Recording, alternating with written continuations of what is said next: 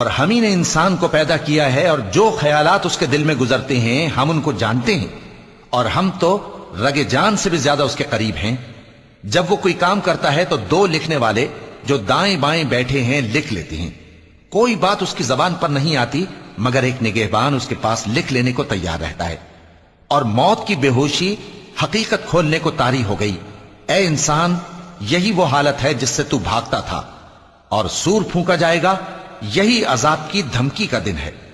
اور ہر شخص ہمارے سامنے اس حال میں آئے گا کہ ایک فرشتہ اس کے ساتھ ہانکنے والا ہوگا اور ایک اس کے اعمال کی گواہی دینے والا۔ یہ وہ دن ہے کہ اس سے تو غافل ہو رہا تھا، اب ہم نے تجھ پر سے پردہ اٹھا دیا تو آج تیری نگاہ تیز ہے۔ اور اس کا ہم نشیں فرشتہ کہے گا کہ یہ اعمال نامہ میرے پاس تیار ہے۔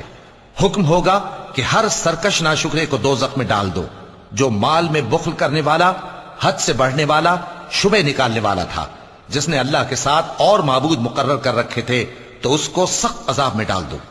اس کا ساتھی شیطان کہے گا کہ اے ہمارے پروردگار، میں نے اس کو گمراہ نہیں کیا تھا بلکہ یہ آپ ہی رستے سے دور بھٹکا ہوا تھا۔ اللہ کہے گا کہ میرے حضور میں رد و قد نہ کرو، میں تمہارے پاس پہلے ہی عذاب کی وعید بھیج چکا تھا۔ میرے ہاں بات بدلہ نہیں کرتی، اور میں بندوں پر ظلم کرنے والا نہیں۔